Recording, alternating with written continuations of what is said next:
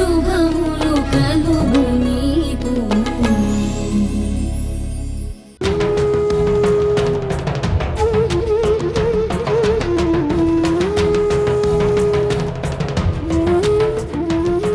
సరిహద్దులవి కరెక్ట్గానే ఉన్నాయమ్మా.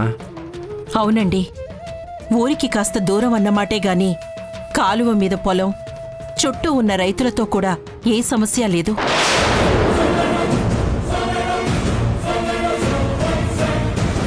మీ గురించి అందరికీ తెలుసు కదమ్మా, మీతో సమస్యలేమొస్తాయి? పాపం ఆవిడ కూతురికి ఆపరేషన్ సమస్య వచ్చింది. అవును, కూతురికి ఆపరేషన్ చేసిన తర్వాత బాగానే నడుస్తుందిగా. నడవడం మాత్రమే కాదండి, పరిగెడుతోందని కూడా డాక్టర్ గారు చెప్పారు.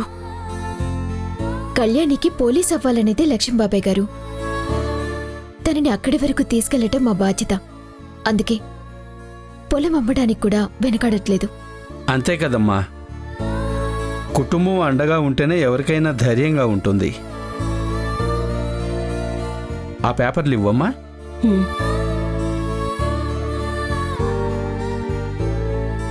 ఒకసారి చూడండి ధర్మారావు గారు. అలాగేనండి.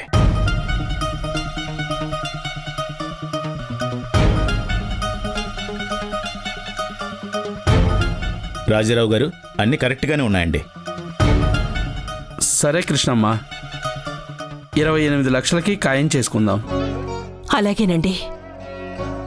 నేను చెప్పిన రేటుకి రూపాయి తగ్గించకుండా ఒప్పుకున్నారు. అదేంటమ్మా, కష్టాల్లో ఉన్నారని ఆయనగాడికి అడగడం ధర్మం కాదు కదా. ఇక్కడ నడుస్తున్న రేటు కూడా 10,000 అటు ఇటుగా అదే కదా. బాబాయ్ గారు, ఇప్పుడు కొంచెం అడ్వాన్స్ ఇస్తే ముందు హాస్పిటల్లో కట్టాలి. అలాగేనమ్మా, ఇప్పుడు 5 లక్షలు ఇస్తాను. ఇంకో 2-3 రోజుల్లో మిగిలిన డబ్బు సర్దుబాటు చేస్తాను. అలాగే. ఏది ఆ క్యాష్ ఇవ్వండి.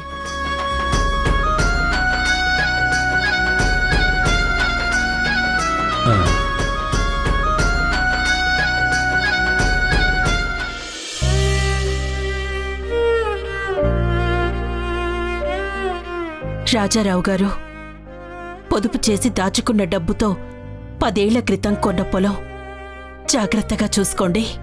అలాగే కృష్ణమ్మ, రైతు ఎప్పుడు భూమిని తల్లిలాగే చూసుకుంటాడు. తీసుకోమ్మా.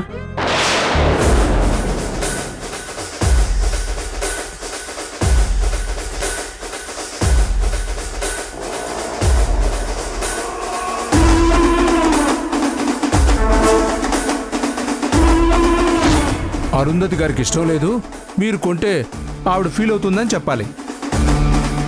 అది చెప్పడమే అవుతుంది తప్ప బెదిరింపు అవ్వదు. పైగా నేనంటే భయం ఎందుకుంటుంది ఎవరికైనా? మరి ఏం చేయాలి? మీరే వెళ్ళి బెదిరించాలి. ఏమని? మీకు పెళ్ళయ్యి ఎంతకాలమైంది? కృష్ణమ్మతో అయ్యి 25 ఏళ్ళు. తన్ని వదిలేశాక రమ్యం చేసుకుంది ఓ 22 ఏళ్ళు అవుతుంది. వదిలేశాను అంటున్నారు, విడాకులేం తీసుకోలేదుగా? విడాకులెందుకమ్మా? నాకేమో తనంటే చిరాకు, తనకేమో నేనంటే అసహ్యం. నన్ను ఏలుకోండి అని తను ఎప్పటికీ నా దగ్గరికి రాదు. అందుకే విడాకులు తీసుకోలేదు. అంటే లీగల్గా మీరిద్దరూ ఇంకా భార్యాభర్తలే అన్నమాట. మరి ఆవిడ పేరు మీద ఉన్న ఆస్తి అమ్ముతున్నప్పుడు నాకేం అభ్యంతరం లేదు. భవిష్యత్తులో కేసులవి వెయ్యను అని మీరు కూడా సంతకాలు పెట్టాలి కదా.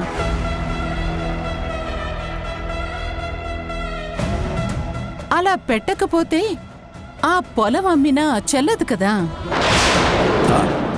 కరెక్టే అరుంధతి, ఈ ఐడియా నాకు రాలేదు.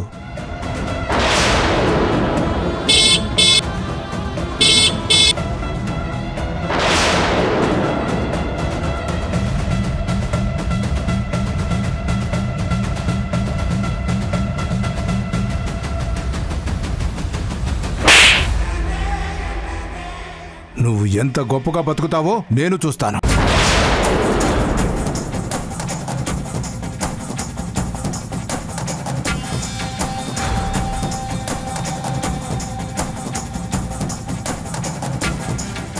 ఏంటి రాజారావు గారు అప్పుడే మాటలైపోయాయా?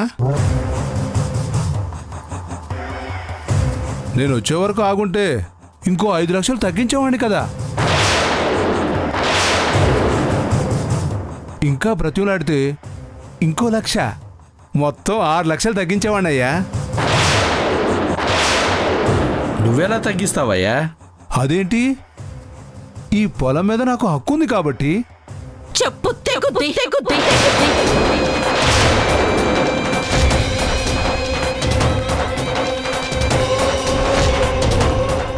మర్యాదగా ఇక్కడి నుంచి పో. అప్పుడు కొట్టి ఇప్పుడు కొడతానంటే ఊరుకుంటావా? ఈసారి దెబ్బ నేనే కొడతాను కృష్ణ తులసి. చూడు, మేం చాలా అర్జెంట్లో ఉన్నాం. అవతల కళ్యాణికి ఆపరేషన్ ఆగిపోయింది. ఇప్పుడు గొడవ చేయొద్దు. ఇప్పుడు గొడవ చేయడం ఏంటి? అసలు గొడవ మొదలైందే నీ వల్ల. నువ్వు ఇలా భూమి మీద పడ్డావో లేదో మా మధ్య గొడవలు స్టార్ట్ అయ్యాయి. అసలు నీ పుటకే ఒక పెద్ద శాపం.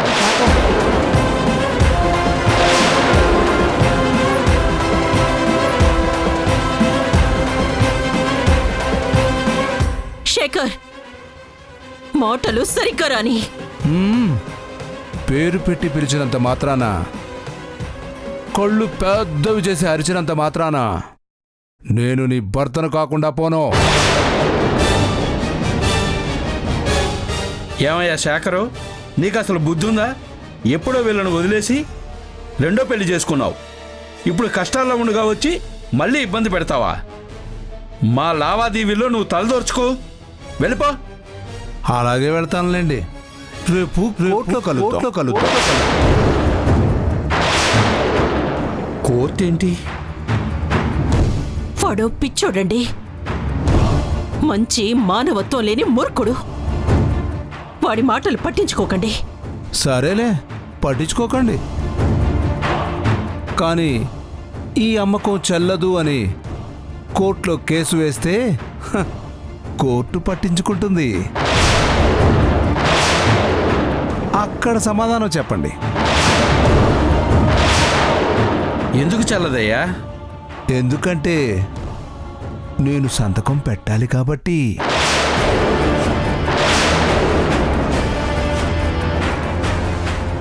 నీ సంతకం ఏమీ అక్కర్లేదు.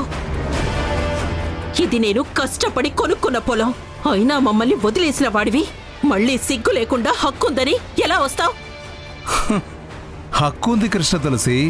నువ్వు నేను విడిపోయాం, కానీ అఫీషియల్గా విడాకులు తీసుకోలేదు కదా. అంటే కోర్టు దృష్టిలో మనిద్దరం భార్యాభర్తలమే. అంటే నీ ఆస్తి మీద నాకు హక్కు ఉంది. నేను సంతకం చేయకపోతే ఈ పొలం అమ్మడానికి లేదు. రే, నోటికొచ్చినట్టు వాగావంటే పళ్ళు రాలిపోతాయి. నువ్వసలు మనిషివా పశువా? నీ కోపంతో నన్ను భయపెట్టలేవు కృష్ణ తులసి. నేను అభ్యంతరం పెడితే కోర్టు వింటుంది. అయితే భార్య ఉండగా రెండో పెళ్లి చేసుకున్నాడని మేము కూడా నీ మీద కేసు పెడతాం. పెట్టుకోండి. నాకు వేరే పనులేమి లేవు. రోజు రమ్మన్నా కోర్టుకు వస్తాను. కానీ మీరు పొలం అమ్మడం మానేసి రోజు కోర్టుకు రాగలరా? ఏంటి కృష్ణమ్మా, మీరిద్దరూ విడాకులు తీసుకోలేదా? ఈ మనిషి మీద మనసే విరిగిపోయిందండి. ఇంక విడాకులు అవసరం రాలేదు. అది సరేనమ్మా, ఇలాంటి ఎదవతో కాపురం చేయడం ఇష్టం లేకుండా దూరంగా ఉంటున్నావు. కానీ కోర్టుకి కొన్ని పద్ధతులుంటాయి కదా. అంటే వీడన్న మాటల గురించి భయపడుతున్నారా? భయమని కాదమ్మా, సివిల్ కేసుల గురించి బాగా తెలిసిన వాడిని. ఇలాంటివి తొందరగా తెగవు. డబ్బిచ్చి మరీ కోర్టుల చుట్టూ తిరగలేం కదా.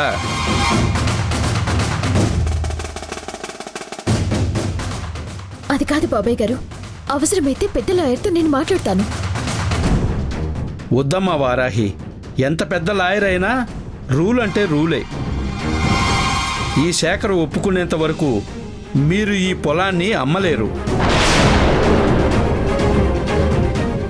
వీడిని ఒప్పించండి, అప్పుడు కొంటాను. ఏమనుకోకండి. నా డబ్బు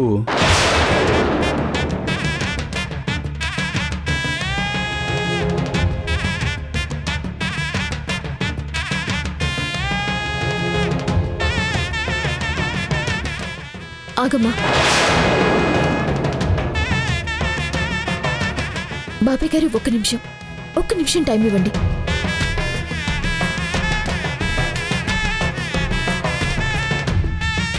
నాన్న, అబ్బా, ఒక ఆడపిల్ల నాన్న అని పిలిస్తే ఇంత భయంకరంగా ఉంటుందా? అలా పిలవకుండా మాట్లాడు. నీకు మా మీద కోపం ద్వేషం ఉండొచ్చు, కానీ అవతల ఒక ఆడపిల్ల జీవితం, నీ రక్తమే అది.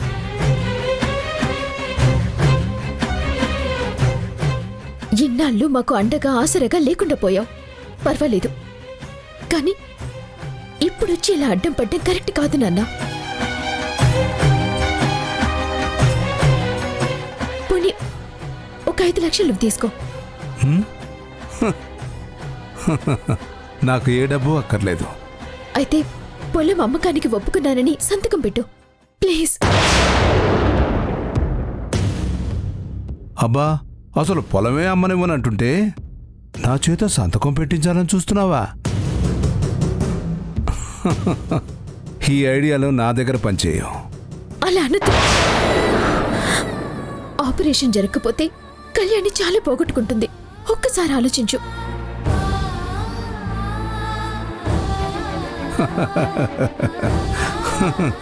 వద్దు వారాహి, అది రాయి.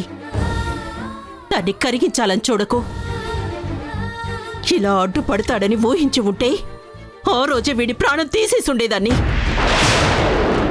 రాజారావు గారు, ఇదిగోండి మీ డబ్బు. అమ్మా ఆగమ్మా, ఒక్క నిమిషం ఆగు. నాన్న ప్లీజ్ నాన్న, మీరిలా బాధ పెట్టడం కరెక్ట్ కాదు. ఎందుకు ఇంకా బతిమలాడతావు?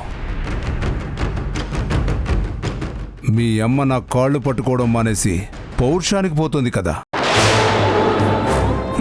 పండి పండి, మీ చావు మీరు చావండి. ఇదిగోండి. నన్ను క్షమించమ్మా.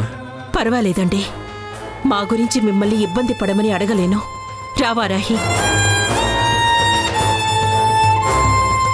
ఇదిగో అమ్మా కాగితాలు.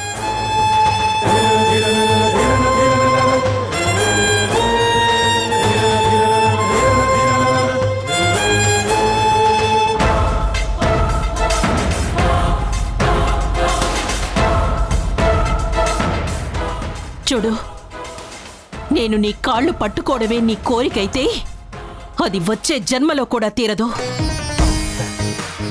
నన్ను బాధ పెట్టినా ఊరుకున్నాను, కానీ కన్న బిడ్డ ఉసురు పోసుకున్నావు చూడు, అది ఊరికే వదలదురా నిన్ను. సర్వనాశనమైపోతావు. నిలువెల్లా కాలిపోయి జీవోత్సవంలా బతుకుతావు. నీళ్ళిచ్చేవాళ్లు కూడా లేక దిక్కులేని చావు చేస్తావు. కన్న కూతురి జీవితంతో ప్రాణంతో ఆడుకుంటున్న నీకు పుట్టగతులుండవు. గుర్తుపెట్టుకో, చచ్చే ముందు నరకం అనుభవిస్తావు కదా, అప్పుడు ఈరోజు నీకు ఖచ్చితంగా గుర్తొస్తుంది. నువ్వాపినంత మాత్రాన ఏదీ ఆగదు. కళ్యాణిని మేమెలా కాపాడుకుంటామో చూడు. వారాహి, పద.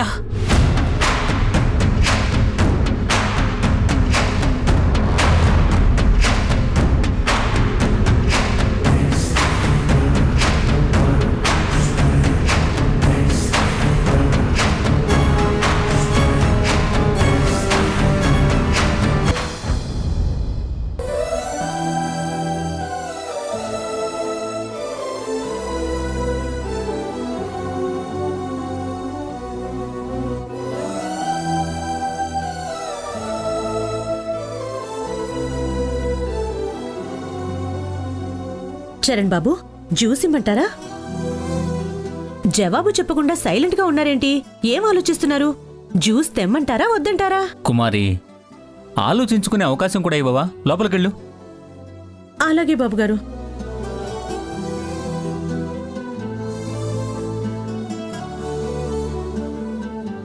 డాడ్, వారాహి వాళ్ళ చెల్లెలికి యాక్సిడెంట్ అయిందంట.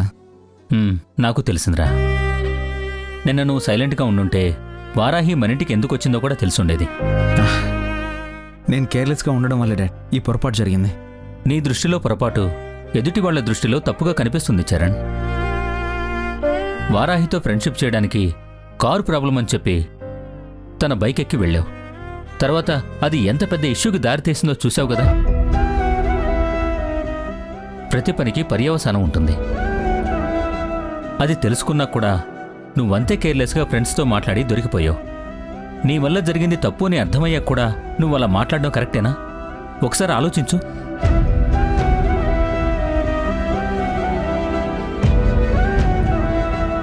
నిన్న ఖచ్చితంగా ఏదో సాయం అడగడానికే మనింటికి వచ్చుంటుంది. కానీ నీ యాటిట్యూడ్ చూశాక అడగకుండా వెళ్ళిపోయింది. అభిమానం గల అమ్మాయి తనకే తెలియకుండా తన మీద తన మనసు మీద ఛాలెంజ్ చేస్తే బాధపడదా? ఒక రకంగా నువ్వు తన మనసుతో బిజినెస్ చేసావురా. డాడ్, బిజినెస్ ఏంటి డాడ్? మన లాభాల కోసం అవసరాలను సృష్టించి ఎదుటి వాళ్ళ చేత ఖర్చు పెట్టించడం అనేది బిజినెస్. అది డబ్బు కోసం చేస్తాం. అలాగే నీ స్వార్థం కోసం, నీ లాభం కోసం ఒక అవసరాన్ని సృష్టించి వారాహిని అందులోకి లాగడం కూడా ఒక బిజినెసే కదా. ఇక్కడ లాభం అంటే డబ్బు కాదు, నీ సాటిస్ఫాక్షన్, నీ హ్యాపీనెస్. ఇలాంటి లాజిక్లన్నీ ఈయనకే తెలుస్తాయి.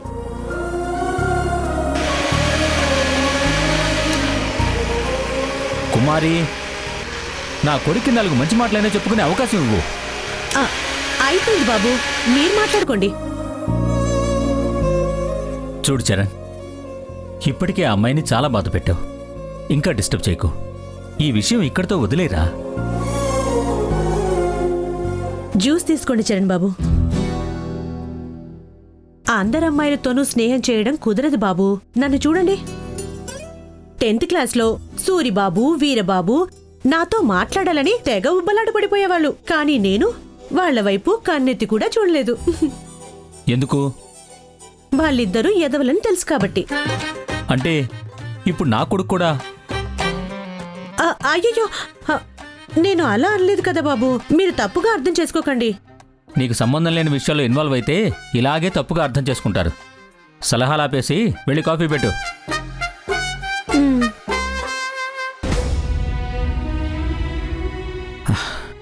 డాడ్, ఇన్ని రోజులు నేను అమ్మాయిని డీల్ చేయడం చాలా ఈజీ అనుకున్నాను. కొన్ని బౌండరీస్ మధ్య ఫ్రెండ్షిప్ చేయడానికి ఏ అమ్మాయి అయినా ఇష్టపడుతుందా అనుకున్నాను డాడ్. అవన్నీ లైఫ్ని ఈజీగా తీసుకునే వాళ్ళకి వర్తిస్తాయిరా. కానీ వారాహి లాంటి రూల్స్ ఫాలో అయ్యే అమ్మాయిలకు కాదురా. డాడ్, ఇప్పుడు నన్ను ఏం చేయమంటారు? నా వల్ల తప్పు జరిగిందన్న గిల్ట్ నాకు స్టార్ట్ అయింది. డాడ్, ఈ ఫీలింగ్ చాలా భారంగా ఉంది డాడ్. వారాహి ఇక నాతో మాట్లాడదా? నాకు తెలీదురా. అసలే కళ్యాణికి యాక్సిడెంట్ అయ్యి హాస్పిటల్లో ఉంది. నువ్వు చేసిన పనికి నేనేమన్నా సాయం చేయాలన్నా కూడా నాకు చాలా భయమేస్తుందిరా. ఈ సమస్యని కాలమే పరిష్కరిస్తుందనే పెద్ద పెద్ద మాటలు వాడను. కానీ వారాహికి కాస్త టైం ఇవ్వు. కొన్ని సెటిల్ అవ్వాలంటే టైం కూడా ఇంపార్టెంట్.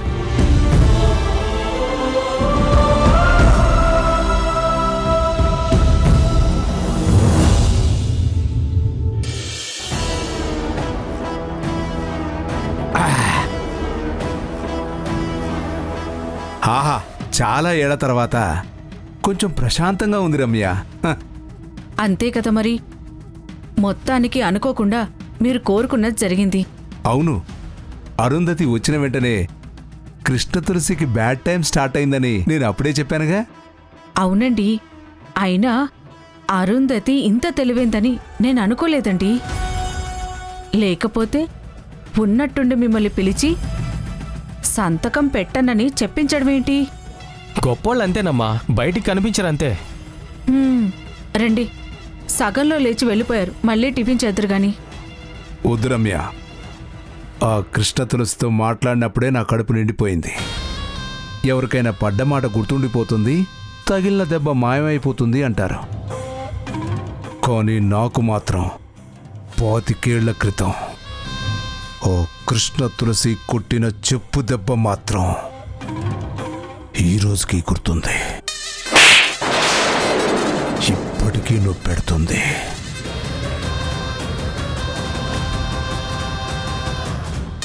ఈరోజు సంతకం పెట్టను అన్నప్పుడు ఆ కృష్ణ తులసి చూసిన చూపు ఒక్కటి చాలు నేను జీవితాంతం ప్రశాంతంగా బతకడానికి.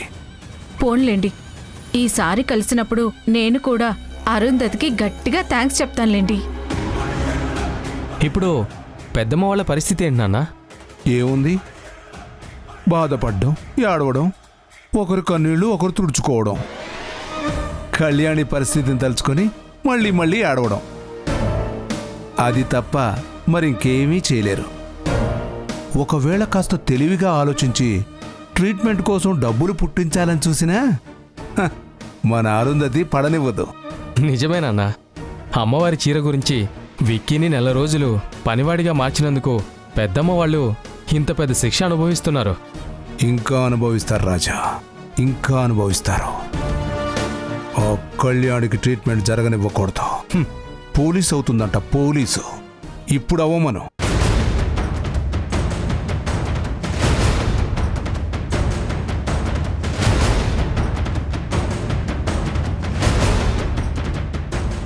పేషెంట్ పేరు కళ్యాణి. ఆపరేషన్ అమౌంట్ పే చేయాలి. ఇందులో క్యాష్ ఉంది. అలాగే సార్. మీరేమో డబ్బు లేదని చెప్పారు. ఎవరో పర్సన్ వచ్చి టోటల్ అమౌంట్ పే చేస్తున్నారంట. మీరు ఇక్కడే ఉండండి, నేను వెళ్ళి కనుక్కొని వస్తాను. సార్, మీరేంటి ఇక్కడికి వచ్చారు? ఇక్కడ మా రిలేటివ్ ఒక అతను జాయిన్ అయ్యాడు. కళ్యాణి పేరు మీద డబ్బు కట్టడానికి వచ్చిన పర్సన్ పేరేంటండి? అదిగో ఆయనే మేడం. కళ్యాణి పేరుతో బిల్ చేయకండి, క్యాన్సిల్ చేయండి. ఆ డబ్బు వారికి ఇచ్చేసేయండి. మేము రేపొచ్చి కడతాం. Okay madam. వారాహి,